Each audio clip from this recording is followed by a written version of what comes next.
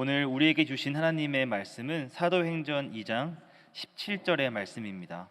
신약성경 189면에 있습니다. 사도행전 2장 17절을 말씀을 제가 봉독하겠습니다. 하나님이 말씀하시기를 말세에 내가 내 영을 모든 육체에 부어주리니 너희의 자녀들은 예언할 것이요 너희의 젊은이들은 환상을 보고 너희의 늙은이들은 꿈을 꾸리라. 담임 목사님 나오셔서 꿈을 꾸리라 라는 제목으로 하나님 말씀을 선포하시겠습니다. 할렐루야. 옆에 있는 분과 인사 나누시겠습니다. 사랑합니다. 축복합니다. 잘 오셨습니다. 특별히 오늘은 어버이 주일이기도 합니다. 우리 옆에 계신 믿음의 부모님들께 또한 이렇게 인사하셨으면 좋겠습니다. 고맙습니다. 늘 곁에 있어 주셔서 고맙습니다. 날마다 강건하십시오. 아멘. 고맙습니다. 고맙습니다. 우리 모든 믿음의 가족분들, 특별히 우리 믿음의 부모님들, 하나님 앞에 서실 때까지 늘 강건하시고 기쁨과 감사로 살아가시는 우리 부모님들 되시기를 간절히 기도드립니다. 지난 봄 노회, 그러니까 저희가 한국기독교 장로회 경기북노회에 속해 있는데요. 보통은 이렇게 봄에 정기노회를 진행을 합니다. 모여서 회의를 하고요. 또 특별한 부분들을 결정을 하는 그런 노회가 있습니다. 지난 4월 18일과 19일에 바로 그런 정기노회가 있었는데요. 그 노회의 여러 회의와 예식 가운데에서 이번에 모든 교회에서의 사역을 내려놓고 은퇴하시는 세 분의 목사님을 위한 특별한 시간이 있으셨습니다. 한 분은 정년 은퇴하셨고요. 두 분은 자원 은퇴하신 목사님들이셨습니다. 노회 둘째 날 노회는 함께 모여서 노회에 참여하신 목사님들과 또한 장로님들 또 세 분의 섬기셨던 교회의 교인분들이 일부 모이셔서 함께 예배를 드렸는데요. 그 예배와 함께 마지막으로 은퇴사를 하시는 시간이 되었습니다. 세 분이 은퇴사를 하시는데요. 세 분의 목사님, 저에게는 사실 하늘과 같은 선배님들이시기도 하고 또 앞서서 귀한 길을 걸으셨던 참으로 좋으신 목사님들이셨는데요. 귀한 세 분이 마지막으로 노회 석상에서 후배들에게 또 장로님들에게 교인들에게 말씀을 전해주시는데요. 마음 깊은 곳에서 감동이 되었고 또 울컥함이 있었습니다. 사실은 세 분의 목사님은요, 섬기시던 교회가 조금 다 다른 형태였습니다. 그리고 교회 형편도 조금 다 달랐고요. 사실은 교회를 섬기시면서 힘들고 어려웠던 시간을 보내셨던 분도 계셨습니다. 근데 세 분이 은퇴사를 번갈아 가며 하셨는데요. 세 분이 공히 뭐라 이야기하셨냐면, 먼저는 무엇보다 이 모든 일을 허락해 주셨던 하나님께 감사한다 말씀을 하셨고요. 또들에게는 섬겼던 교회의 교인분들에게 감사를 드렸습니다. 때로는 힘들고 어려운 일들도 분명히 있었는데요. 그 모든 일들 가운데 지치고 고날 때마다 하나님께서 또 교우들께서 보다듬어 주시고 기도해 주셔서 그 모든 일 이겨낼 수 있었다라고 그렇게 말씀을 하셨습니다. 참으로 귀한 말씀 들으면서요, 참으로 큰 그런 선배 목사님들을 어떻게 쫓아갈 수 있을 것인가, 뭐 이런 고민도 하였고요. 말씀 한 구절 한 구절 하실 때마다 참으로 마음 깊은 곳에서 하나님이 주시는 잔잔한 감동들이 있었습니다. 특별히 목사님들 가운데에서는 지난 목회 사역을 통하여서 사실은 그 일을 감당할 수 없는 참으로 작고 연약하고 어리석은 이인데 하나님께서 너무도 큰 일을 맡겨주셔서 정말 매 순간 사역의 시간들 동안 쩔쩔매며 그저 하나님 앞에 기도하며 이 일을 감당할 수 있었다라고 하시는 말씀을 들으면서요, 참으로 한편으로는 어떻게 목회를 해야 되는지에 대해서도 깨달음을 얻게 되었습니다. 이렇게 귀한 은퇴사를 진행하시고요. 그런데 참 놀라운 것은요, 말미에 또 다시 똑같은 이야기를 한 가지 더 하셨는데요. 이제 개별 교회에 목회자로서의 사역은 내려놓지만 또한 귀하신 목사님들에게는 희망이 있다, 소망이 있다라고 하는 말씀을 하셨습니다. 그것은 바로 하나님이 앞으로 이루실 꿈과 비전에 대한 소망이셨습니다. 목회자로서 개별 교회에서 목회자로서는 내려놓지만 다시 하나님 앞에 하나님 나라에 부르실 그날까지 하나님께서 분명 놀라운 일을, 은혜로운 일을 예비하셨을 거다라고 이야기하시면서 자신들은 이제 그 꿈을 가지고 그 비전을 가지고 살아가겠습니다라고 이야기해 주셨습니다. 세 분의 목사님처럼 실은 우리도, 순례자의 인생을 살아가는 우리도 실은 하나님이 주시는 꿈과 비전을 붙잡고 살아가는 사람들입니다. 사실은 세상을 바라보면 어렵고 힘든 일이 여전히 우리 가운데 있고요. 그리고 과연 이 길을 걸어갈 수 있을 것인가라고 하는 고민이 듭니다. 어디에서 와서 어디로 가고 있는지 늘 우리는 혼돈스러운 세상 가운데 살고 있고, 과연 지금 내가 잘 살고 있는가라고 하는 의문 가운데 살고 있는데요. 분명한 것은 앞서 세 분의 목사님이 이야기하신 것처럼 하나님이 우리에게 허락하여 주신 꿈과 비전을 붙잡고 살아간다고 한다면 우리는 이 세상에서 결코 흔들림 없이 좌절하거나 낙심하면서 쓰러져 있지 아니하고 제대로 기쁨으로 살아갈 수 있게 되어줄 줄 믿습니다. 사실은 그리스도인들도 이 세상을 살아가면서 어렵고 힘든 일을 당하는 것은 똑같은 것 같아요. 그리스도인이면 세상에 어려운 일 하나도 없다, 이렇지는 않은 것 같아요. 그래서 기독교 윤리학자 중에 대표적인 이 시대를 살아가는 학자 중에 한 사람인 스탠리 하우어스라고 하는 분은 우리에게 귀한 도전의 이야기를 해주신 것을 보았습니다.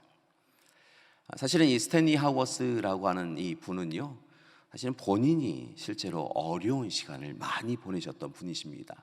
화면을 하나 보여주시면 되겠는데요, 그분이 이런 이야기를 하셨습니다. 사실은 힘든 시간이 있을 때마다 왜 나에게 이런 일이 있을까? 하나님이 부름받은 이에게 왜 이런 일이 있을까라고 하는 그런 깊은 침묵과 묵상을 많이 하셨다고 하는데요, 이분이 결국은 그런 모든 시간들 가운데 귀한 깨달음을 하나님으로부터 받았다는 것입니다. 그분이 이런 글을 쓰셨어요.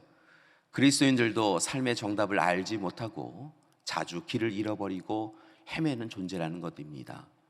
하나님께서 손을 우리가 맞잡아 주시고 하나님께서 인도하시는데요, 때로 하나님의 인도하심을 거부하고 외면하며 살아가기에, 때로는 하나님의 손을 붙잡고 있음에도 불구하고 우리는 삶의 정답을 알지 못하는 존재이기에, 여전히 미약하고 부족한 존재이기에 길을 잃어버리고 헤맬 수밖에 없다는 것이죠. 그런데 그때에 우리가 꽉 더욱더 붙잡고 있어야 될 일이 있더라는 것입니다. 이 스탠리 하우어스 목사님은 그때에 우리가 꽉 붙잡아야 될 것은 다른 것이 아니라 하나님이 주시는 꿈과 비전이라고 이야기합니다. 하나님이 주시는 꿈과 비전을 잊지 않고 품고 산다고 한다면 우리는 힘들고 어려운 삶 가운데서도 결코 절대로 지치지 아니하고 좀 더 나은 삶으로 나아갈 수 있다라고 이야기하고 계셨습니다. 꿈꾸는 사람, 꿈을 꾸는 사람, 꿈을 소유한 사람, 그들은 지치지 않는다는 것입니다. 특별히 하나님이 주시는 꿈과 비전을 붙잡고 살아가면 세상이 우리를 억누르고 세상이 우리를 힘들게 좌우로 흔들어도요, 다시 일어설 소망을 가질 수 있게 된다는 것이지요. 바라고 나기는 오늘 이 시간 우리 모든 믿음의 가족들이, 특별히 오늘 이 시간 함께 예배드리는 믿음의 부모님들이 하나님이 주시는 꿈과 비전을 소유해 가시길 소망합니다. 꿈과 비전을 소유하면 우리 가정이 살아나고 우리 교회가 살아나고 이 나라 이 민족이 다시 살아나게 되어줄 줄 믿습니다. 이를 위하여 오늘 말씀을 붙잡고 제안합니다. 오늘 말씀은 실은 짧은 본문의 말씀인데요, 이 짧은 본문의 말씀이 오늘 우리의 마음판에 새겨지기를 소망합니다. 오늘 이 시간 하나님의 주시는 꿈을 소유하기를 원하는 분들에게 오늘 사도행전의 말씀은 이렇게 이야기하고 있습니다. 자녀들은 예언하고 젊은이들은 환상을 보고 늙은이들은 꿈을 꾸어야 한다고 이야기하고 있다는 것이지요. 우리 옆에 있는 분에게요, 이야기하면서 다시 한번 우리 마음판에 새겼으면 좋겠습니다. 자녀들은 예언하고 젊은이들은 환상을 보고 늙은이들은 꿈을 꾸어야 합니다. 아멘. 고맙습니다. 우리 모든 믿음의 가족들이 오늘 허락하신 약속의 말씀을 붙잡고 예언하고 환상을 보고 꿈을 꾸기를 소망합니다. 그때 하나님께서 놀라운 일을 분명 우리를 통하여 이루어 주실 줄 믿습니다.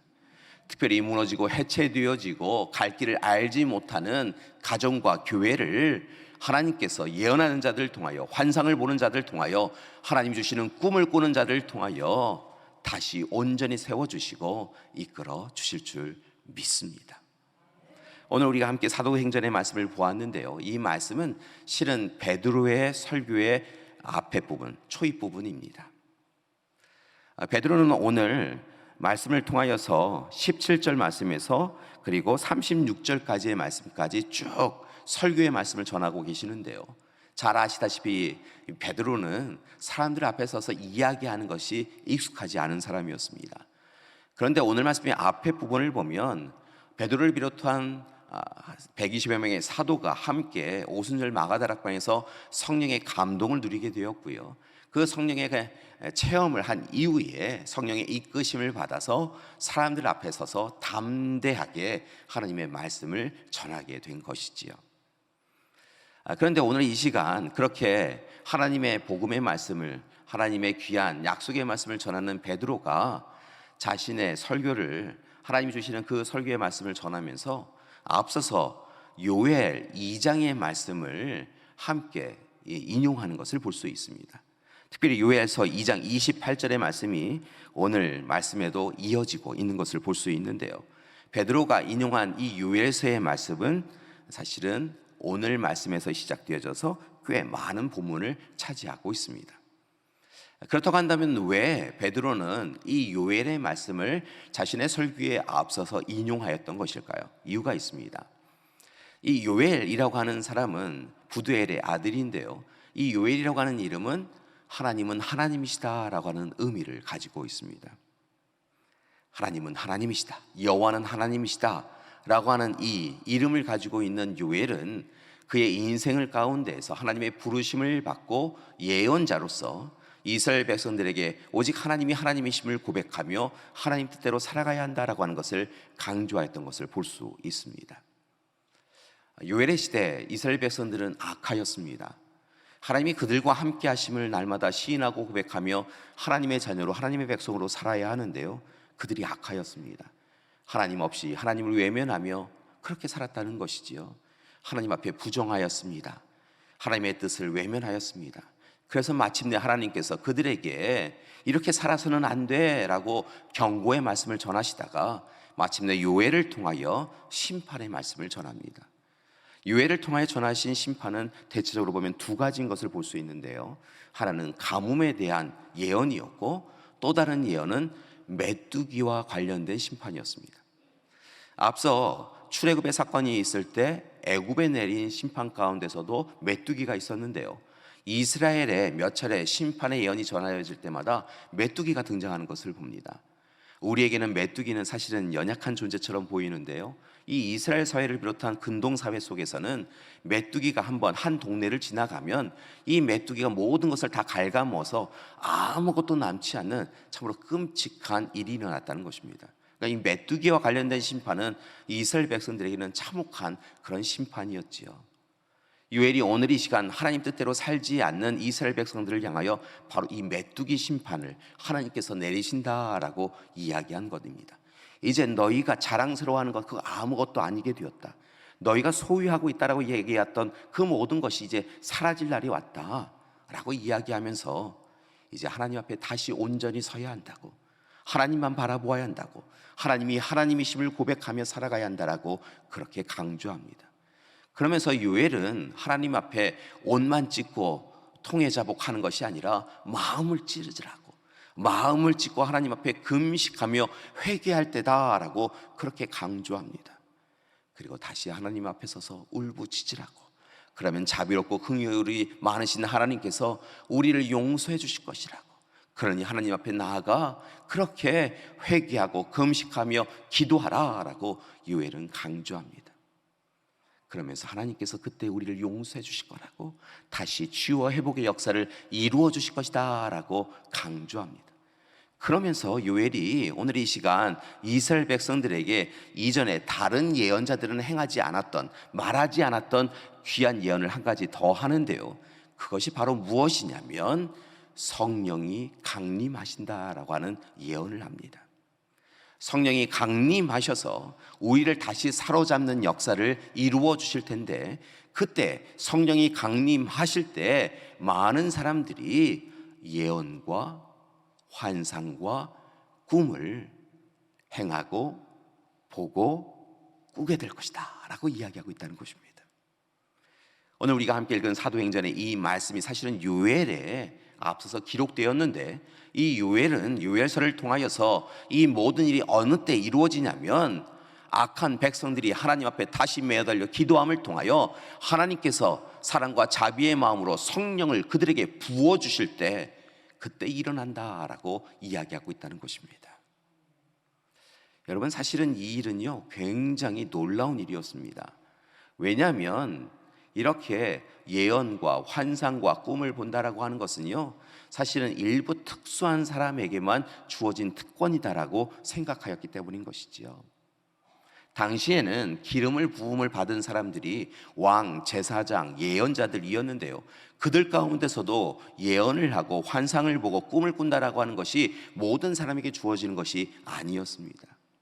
예언과 환상과 꿈은 대체적으로는 예언자들에게 주어진 것이었고요, 때로는 왕도 하나님의 뜻을 분별하지 아니할 때는, 모를 때에는 예언자들을 통하여 예언과 환상과 꿈을 허락해달라고 기도한 것을 봅니다.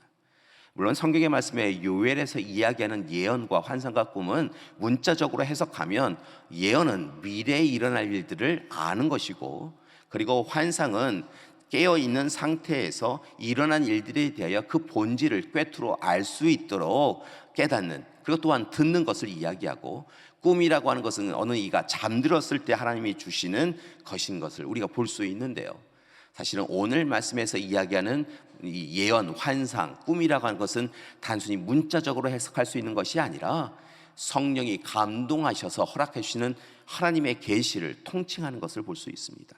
그러니까 하나님을 따르고 하나님 앞에 통회자복하여서 하나님의 은혜 가운데 성령을 받으면 누구에게나 모든 이에게 하나님의 계시가 내리게 되어지고, 어떤 이에게는 예언으로, 어떤 이에게는 환상으로, 어떤 이에게는 꿈을 통하여서 하나님의 사랑을 확증시켜 주신다라고 하는 의미를 담고 있는 것이지요. 그런데 이 모든 일이 소수의 일부의 사람에게 아니라 모든 사람, 성령을 받은 모든 사람에게 주어진다라고 하는 것이 바로 요엘의 이야기였다는 것입니다. 이 예언은 성령을 받은 모든 사람들이 예언과 환상과 꿈을 꾸리라라고 하는 이 예언은 요엘의 이야기, 예언의 시대가 있은 이후에도 한참 동안은 이루어지지 않습니다. 그리고 마침내 오순절 마가다락방에서 이 요엘의 예언이 이루어집니다. 오랫동안 하나님께서 요엘을 통하여 약속하셨던 것, 그리고 예수님께서 제자들과 이야기하시며 성령이 곧 오시리라 라고 그렇게 확증시켜 주셨던 것처럼, 마침내 예수님께서 고난당하시고 죽임당하시고 부활하셨는데, 그리고 이제 하나님의 은혜 가운데 승천하신 이후에 마침내 오순절 마가다락방에 참으로 하나님의 사람들, 하나님의 자녀들, 예수 그리스도를 따르는 사람들이 모여서 함께 예배드리고 기도할 때 성령께서 그들 가운데 임하시게 되어진 것이지요.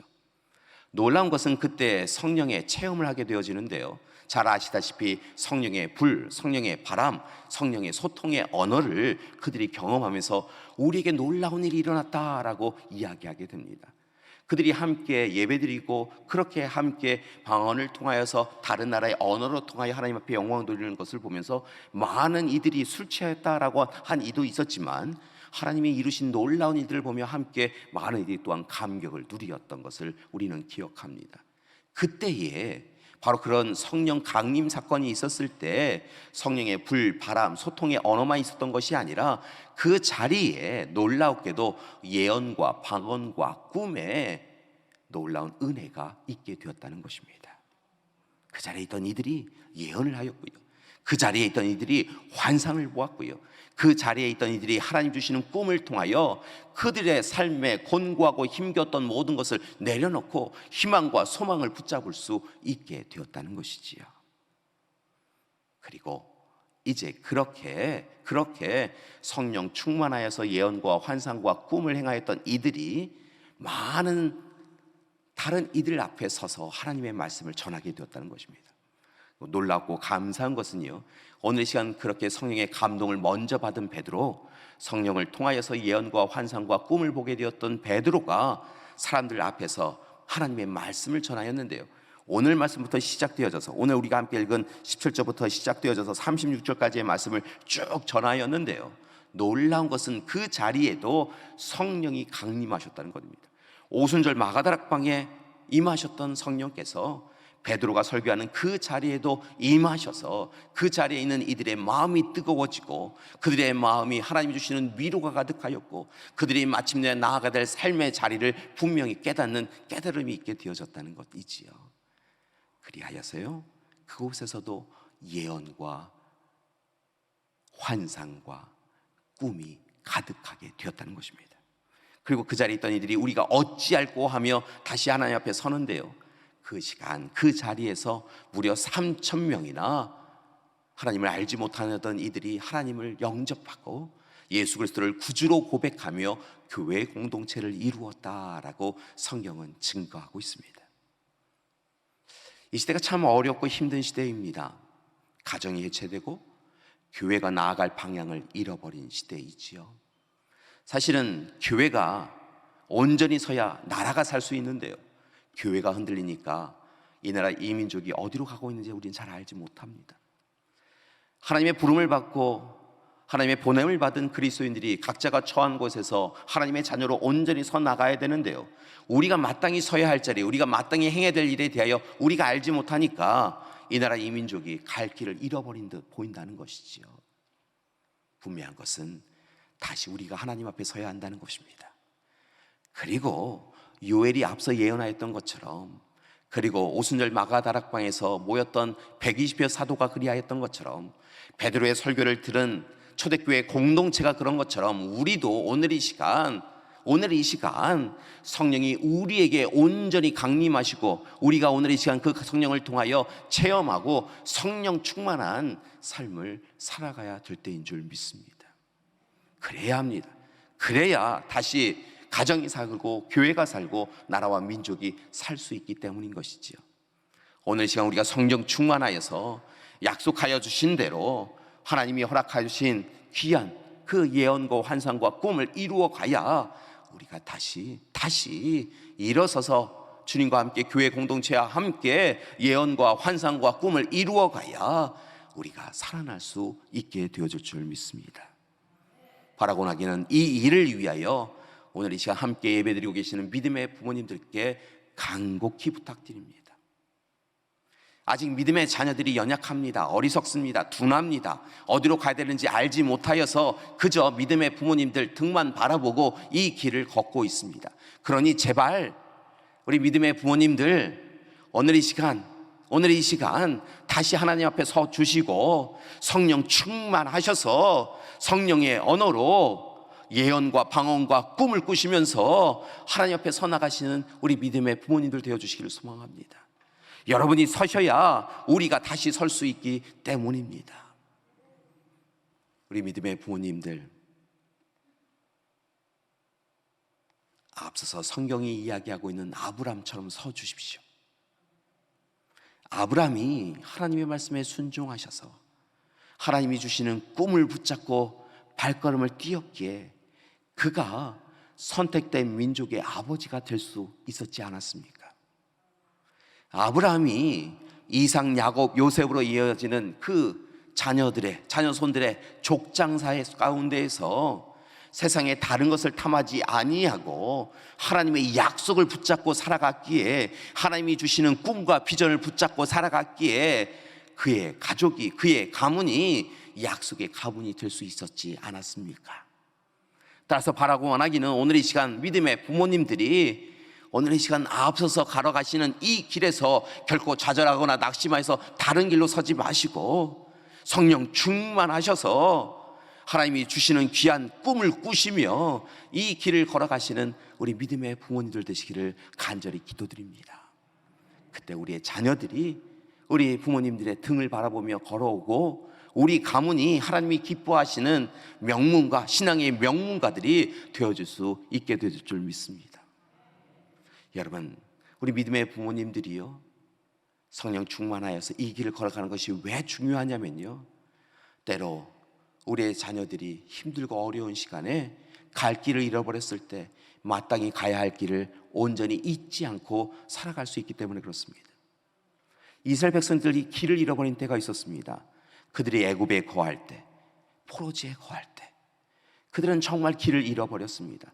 물론 약속의 땅에 머물고 있었을 때에도 그들은 하나님 없이 살아갔기에 길을 잃어버려서 마침내 포로지로 끌려갔었는데요, 애굽에 거하며 바벨론 포로지에 거하며 그들은 정말 어찌 살아야 될지 알지 못하였다는 것입니다. 그런데 그때에 하나님께서 예언자들을 통하여 하나님의 백성들을, 하나님의 일꾼들을 통하여 마땅히 가야 할 길을 알려주시지요. 그들이 아버지와 어머니가 꾸었던 약속의 땅을 향한 하나님의 꿈을 다시 회복하였다는 것입니다. 그리고 그 꿈을 붙잡고 하나님 앞에 매어달려 기도하였고, 사랑 많으신 자비로우신 하나님께서 그들과 맺은 약속을 다시 회복하셔서 그들 마침내 약속의 땅으로 이끌어 주셨던 것이지요.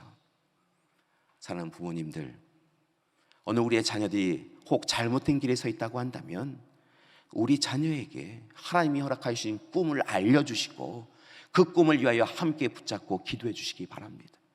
세상에서 지치고 고난 우리의 자녀들에게 잘 살아, 세상의 지식 그것만 알려주지 마시고요, 꼭 품에 안아주시고 다시 하나님이 우리 가정에 허락하여 주신 꿈을 꾸게 해달라고, 그 약속을 붙잡고 살아가게 해달라고 기도하시길 소망합니다. 그때 우리의 자녀들이 흔들림 없이 출애굽하고 출바벨론한 이스라엘 백성들처럼 다시 하나님의 품으로, 약속의 품으로 나아갈 수 있게 되어줄 줄 믿습니다. 그러니 우리 믿음의 부모님들, 오늘 이 시간 다시 하나님 앞에 서시고 성령 충만하셔서 하나님이 주시는 꿈을 꾸시는 여러분이 되기를 소망합니다. 분명한 것은요, 꿈꾸는 사람이 세상을 바꿉니다. 꿈꾸는 사람이 세상을 변화시키는 것입니다. 오늘을 그냥 급급하여서 오늘 만족하며 오늘이 제일이야 라고 하며 살아가는 사람은요, 미래의 변화를 이끌 수 없는데요, 오늘 이 시간 어렵고 힘들어도 하나님이 우리의 하나님이심을 고백하며 미래를 꿈꾸는 사람이, 그 미래를 오늘 사는 사람이 변화를 이루어가는 것이라는 것이죠. 예전에 꽤 오랜 시간 전인데요, 이미애 작가라고 하는 분이요, 쓴 책 가운데 사막에 숲이 있다라고 하는 책을 읽은 적이 있습니다. 사실은 책 제목이 특별하여서 책을 얼른 들어서 읽었던 기억이 있는데요, 사막에 숲이 있다, 좀 이상한 책 제목이지요. 사실은 이것은 실화를 배경으로 하였었습니다. 중국의 네이멍고 마오수라고 하는 사막이 있는데요, 참 그 큰 사막이고 거친 사막이라고 해요. 그런데 이 사막에 20년 동안 나무를 심은 사람들이 있었습니다. 여러분, 사막에 나무를 심는다는 게 이게 가당치 않은 이야기이지요. 있을 수 없는 이야기죠. 그런데 그들이, 사실은 이 글의 주인공은 인위전이라고 하는 분과 바이완상이라는 분이신데요, 이들이 결혼을 하여서 처음 신혼생활을 시작한 곳이 바로 이 사막 위인데, 모래바람에 숨이 막히는 가운데서도 그들이 함께 이 사막에 나무를 심고 물을 주기 시작했다는 것입니다. 사람들은 왜 사막에 나무를 심느냐고, 왜 이런 어리석은 일을 하냐고 하는데요, 그 부분은 사막에 나무를 심기 시작했다는 것이죠. 놀라운 것은 결국 그들의 꿈이 이루어졌다는 것입니다. 사막에 숲이 이루어진 것이지요. 분명 꿈꾸는 사람이 세상을 변화시킵니다. 똑같이 꿈꾸는 그리스도인들이 하나님 나라를 이 땅에 이루어 갑니다. 꿈꾸지 아니하면 그리스도인들도 세상을 변화시킬 수 없다는 거예요. 하나님이 주시는 꿈을 붙잡고 씨름하며 꿈꾸는 사람이 사실은 하나님 나라를 이곳에 이루어갈 수 있다는 것이지요. 여러분이 잘 아시는 한 분이 계십니다. 미국의 침례교회 목사인 마틴 루터킹 주니어 목사님이신데요. 이분이 연설을 하신 연설 가운데 아주 대표적인 연설이 있습니다. 여러분 화면을 준비했는데요. 답이 나왔네요.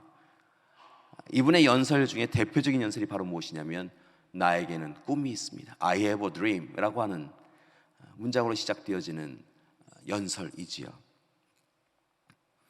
이 연설은 사실은 그의 깊은 바람이었고 이 바람을 응답해 주신 하나님께서 이루어 주실 것이다라는 확신 가운데 행한 연설이었던 것을 봅니다.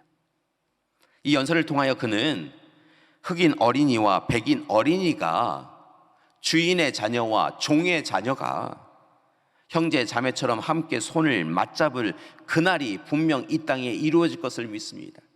하나님이 분명 이 땅을, 하나님이 세우신 이 땅을 이렇게 차별과 나누임으로 그냥 두게 하지 아니하시고 분명 하나님의 시간, 하나님의 때에 백인의 자녀와 흑인의 자녀가 그의 인종이, 그의 피부색이 어찌하다라고 하는 것으로 나누이지 아니하고 함께할 그날이 분명 올 것입니다. 나는 꿈을 꿉니다. 하나님이 주시는 꿈을 꿉니다 라고 하는 그런 연설이었던 것을 봅니다.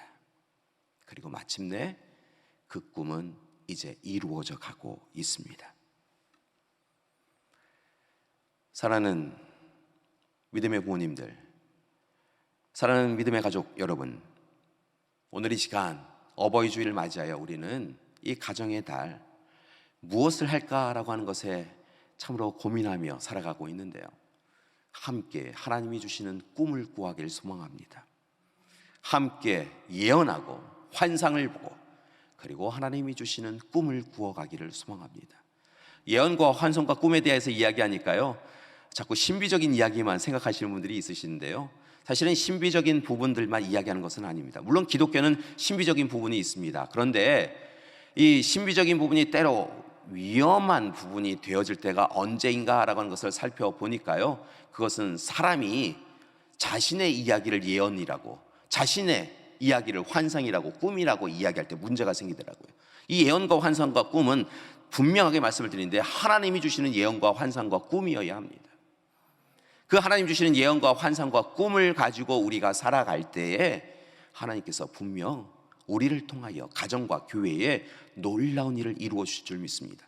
그러니 오늘 이 시간 성령 충만하여서 하나님 앞에 매어달려 기도하시고 우리로 하여금 예언과 환상과 꿈의 사람이 되게 해달라고 간절히 기도하는 우리 믿음의 가족 되기를 소망합니다. 그리고 이제 말씀을 마치기 전에 특별히 우리 믿음의 부모님들에게 두 가지를 부탁드리며 말씀을 마치고자 합니다. 첫 번째는 오늘 계속하여 부탁드린 것인데요, 성령의 도우심을 받아서 먼저 믿음의 부모님들이 하나님이 주시는 꿈을 꾸어 주시라는 것입니다. 여러분, 부모님들이 꿈을 꾸어야 자녀들이 함께 꿈을 꿉니다.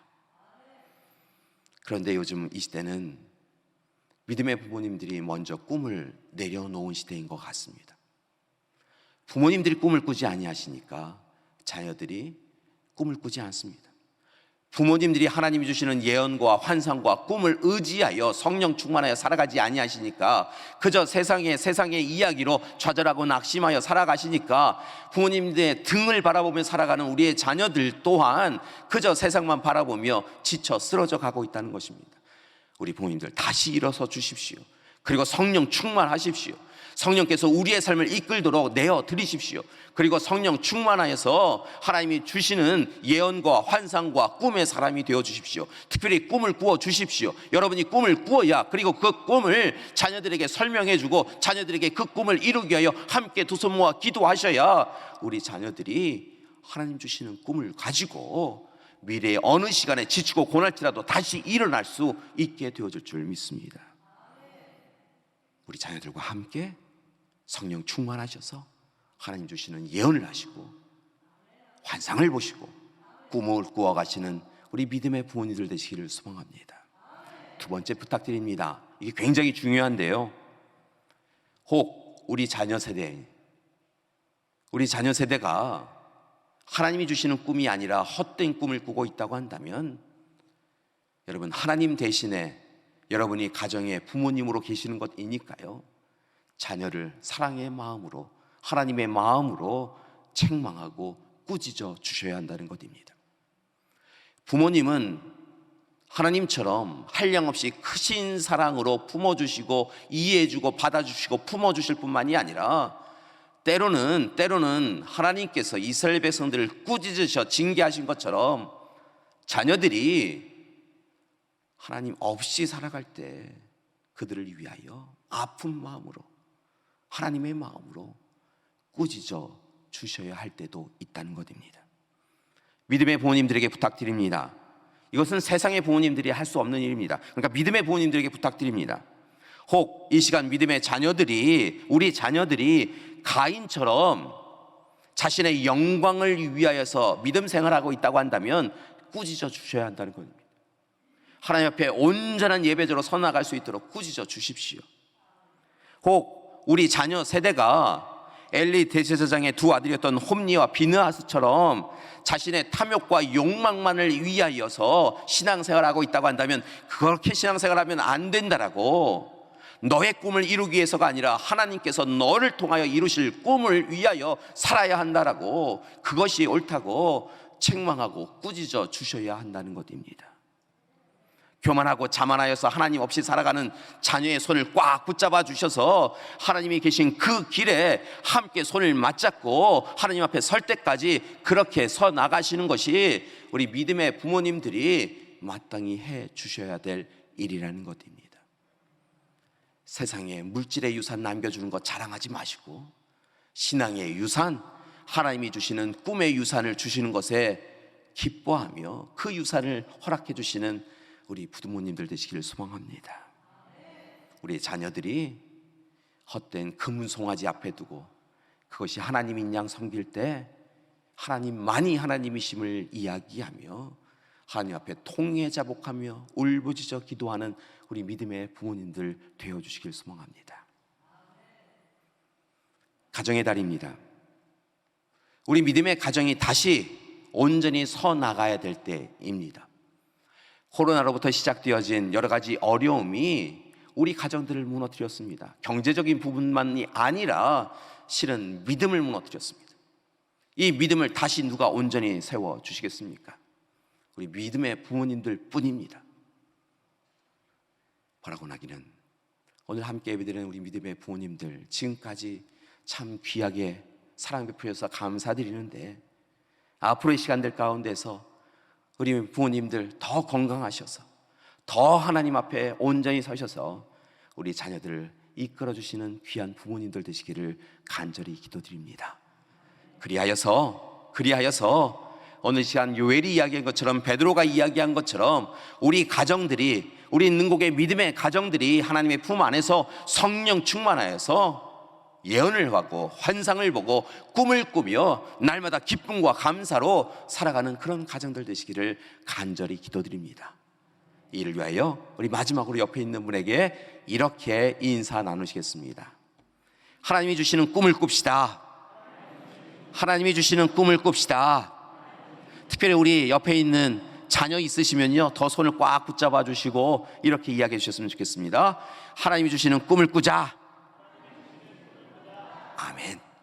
하나님이 주시는 꿈을 꾸는 우리 믿음의 가족 되시기를 간절히 기도드립니다. 함께 기도하시겠습니다. 사랑의 하나님, 어렵고 힘든 이 시간, 가정이 해체되어지고 무너지는 이 시간, 우리가 마땅히 가야 할 길에 대하여 알려주시니 감사드립니다. 하나님, 간절히 바라고 나왔기는 우리 믿음의 부모님들 세워주셔서 하나님 대신에 우리에게 살아가야 될 삶에 대하여 알려주셨사오니 우리 믿음의 부모님들이 더욱더 힘써서 성령 충만케 하여 주시옵시고, 또한 하나님 허락하여 주신 예언과 환상과 꿈을 보실 수 있도록 인도하여 주시옵소서. 우리 믿음의 자녀들도 부모님들처럼 또한 하나님 앞에 매어달려 기도하게 하여 주시옵시고, 성령 충만하여서 하나님 주시는 꿈을 함께 꿀 수 있도록 도와주시옵소서. 이 시간 간절히 바라고 아끼는 이 모든 일을 위하여 우리 부모님들 건강에 건강 더하여 주시옵시고, 날마다 좋은 인도자 되어 주시옵시고, 날마다 삶의 기쁨과 감사만이 충만할 수 있도록 도와 주시옵소서. 예수님의 이름으로 기도드립니다. 아멘.